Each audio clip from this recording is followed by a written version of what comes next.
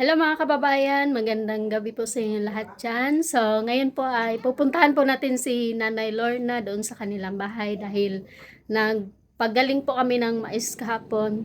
Tapos bibigyan din po namin si Nanay Lorna para meron po silang pagkain.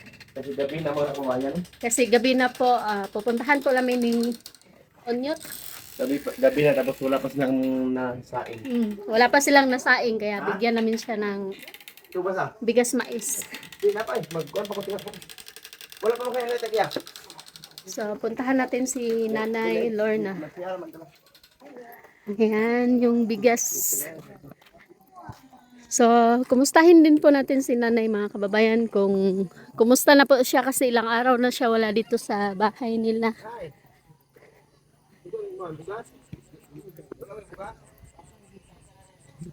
Wala silang bigas mga buhayan. Sige ha. Wala ay bugas mais. Mukha mais. Kaon kung nga mais. Oo, da. Wala din yung bugas. Unsa man na, Nay? Kaning abot si kuan. Unsa na, Nay?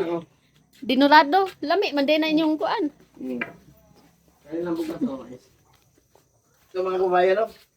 Kasi wala pong bigas na nanay ngayon. Salamat. Gabi na sila nakarating. Naglubok pa si nanay. Nagbayo.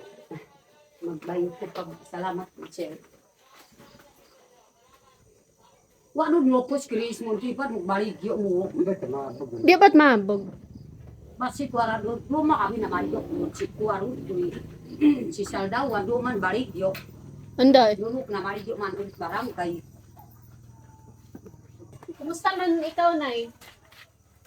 okay pa pud nga dito ko kilala ko kadlaw mo ra.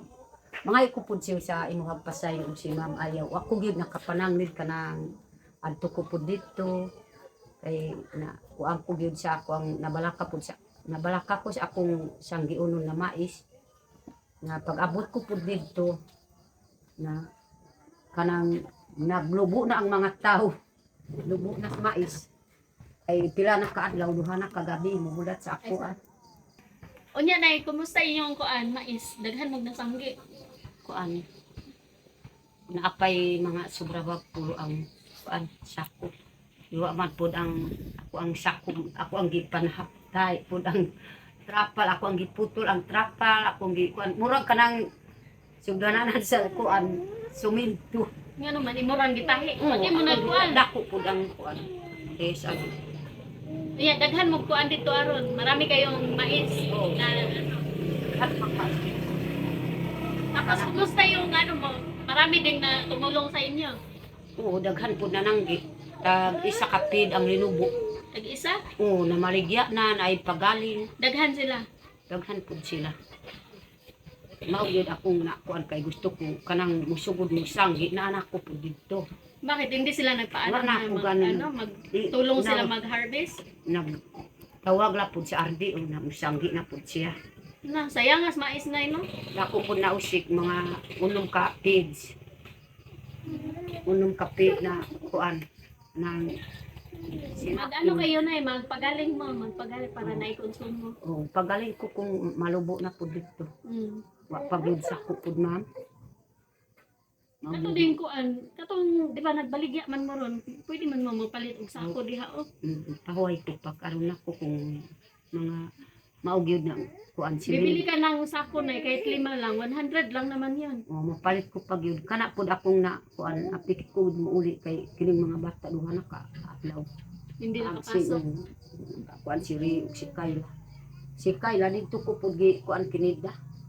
Kay lisod man pud madala dito kay magpababa man Mm. kada kus lawas. Ay baka Kanya si Ray, papasukin mo na bukas wag mo palagi Oo. pa-absent. makapasok na gyud si Ri. Magaling ni mais. Tapos gibahinan na lang pud ka namo para naamoy konsumo. Salamat. Tapos na ayaw iba na. Baka ipamigay. Oo. Baka hindi naman kakain yun ng ano, hindi kakain ng Nanuman di ka bigas na. makaon na. Hindi, yung bibigyan mo. Baka hindi sila tatanggap ng bigas mais. Ako ang gani safety kuan ba. Ayaw ipanghatag kay sayang. Kay Ay man kay dugay tabi maputo. Ito mo ang kuan. nagbabaya-baya nagsamo gid niya. Nasa man ka nagsanggi nakapagaling na ka. Ikaw gid nakauna. Ako gani dugay ko gid nakauna ko nagsanggi ikaw ikaw nagpagaling. Kapag may maisan talaga tayo na hindi tayo magugutom. Mm. Dapat unahin natin yung pamilya natin bago yung iba. Tapos bago ka magbigay sa iba, isipin mo muna kung meron kang para sa iyo, para sa apo mo. Parehas ana no, naka-harvest na kang mais. Una-unaon mo inyong kalisod bago ka maghuna-una sa ubang tao. Maogi. Anaon nimo pag mindset dili kay naluoy lang ka. So ayaw ko ana nang naluoy ka sa tao. Nya naluoy ka pero wala na imuha. Gani. Mo na Ako nang sa kay way panihapon kay ang tawag yun na sige magkuan ka. Kahit sabihin nila na maraming tumutulong sa iyo, marami kaming nakapaligid sa iyo. Mm. So isipin mo rin na kung paano kami naghahanap buhay para makatulong din kami sa inyo. Salamat po na. Dapat ka nang mutabang mang kasalain, una-unaon ko din mo imong kahimtang. So wala akong na ibigay na ulam, ito muna. Kasi wala pa tayong wala pang budget. Ini po bulat po ang gwapo isang Bulat. Mupalit lang kami namin mga kalchis nga bulat. palit na ko dito. Ang pagana o kaya kumakain ka ba ng bagoong? Kanang bagong Kinamos. Kumakain ka niyan? kanang ginamos di bagong akong taon ginamos di ko kay murag hilaw ba. Margilaw. Parehas pala tayo, so hindi rin ako kumakain ng yung kinamos ba Tagalog Kana rag kay? kuan Bagoong? Ginamos? Bagoong? bagoong ang ginamos kay murag hilaw ba. Maayo pa ang bagoong kay murag luto. Pwede man na siya lutoon. Isahon nimo. Di ko gud na kaon. Kana lang ba. Ako hindi ako kumakain kapag hindi ko niluluto. Si mama din, ayaw niya. Tapos ayaw din niya ng kinilaw. Ikaw, ako kinilaw. Di Likod ka nga naman. murag hilaw. Hilaw. Masarap yun eh. Ako gani di ko gud na kaon. Ako, kumakain ako nun, yung yung lamas. Hindi rin ako kumakain ng kinilaw, parehas lang tayo. Parehas lang tayo, hindi ka makaog kinilaw. Tapos, ikaw na bahala mangita, gusto ninyo. Wala pa man tayo, ron medyo ipit-ipit pa ta. Mag-antay na lang tayo sa sunod na buwan. Baka meron na tayong meron na tayong pera. So, makabili na tayo ng isda. So, ngayon, lang tayo, maggulay-gulay lang sa kay sabi ng iba na kapag medyo masikip dapat marunong tayo bumaluktot, marunong ka magtipid ganun. Kung medyo yung ipit ka sa panahon dapat mag-budget ka. So kumusta ang mo si Ninita, nanawag ka ba? Kanang wako gid nakatawag pila na kaadlaw. Unsa man tamam sige ko gid makahilap dito sa kuan maisan ba yung kung apa po si Ninita. Dahil ako makauli dito sa balay kay mag-eskwela man. Ako ang nainumduman po si Ninita. Mato ko sa langgoy, pagkabuntag usahay mo uli rak po dito sa balay. Karon kay sa may nag-abot ko po diri gani ang ilak ko po nagtan ako siyang gidaanan. Pero Ninita, ipasakitan ko gid ni Ninita pero ako po ma'am dili gid mawala kung una-una po sa akong anak. Kay si Ninita nakahibalot tag yung kanang murag mawala-wala ko pangisip po nila. Ako gid ako ang ikaluoy ba. Okay lang naman si Ninita ngayon Okay lang. Lagi naman siya nag-chat-chat sa akin. Tapos nag-vlog na nga siya eh. Tapos maayo nag-vlog na. nag-upload ako doon sa malakas yung views niya. Kaya pag tinawagan mo siya, sabihin mo sa kanya mag-vlog siya. Kasi si Ninita lang yung makakatulong sa channel mo. Kasi kahit medyo kahit hindi siya nagsasalita, marami namang nanonood sa kanya kasi mas marami yung nag-aabang sa kanya doon. Kaya yun, kanina meron akong na save na video ni Ninita. So abangan niyo po yun mga kababayan yung vlog ni Ninita.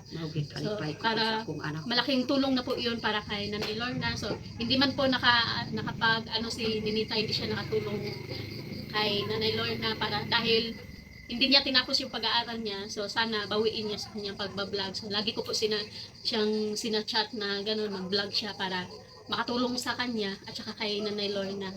So narating din po yung panahon mga kababayan na sabi ni Ninita, papuntahin niya kami doon kasi ilang beses na siyang nangulit sa amin na papuntahin, kaya lang hindi kami pumunta doon para mag-vlog lang siya. Sabi ko sa kanya, pupunta kami diyan kapag mag-vlog ka. So ayan, talaga siya, nag-vlog kahit naiiksi lang. So pagpasensyahan niyo po yun mga kababayan kung medyo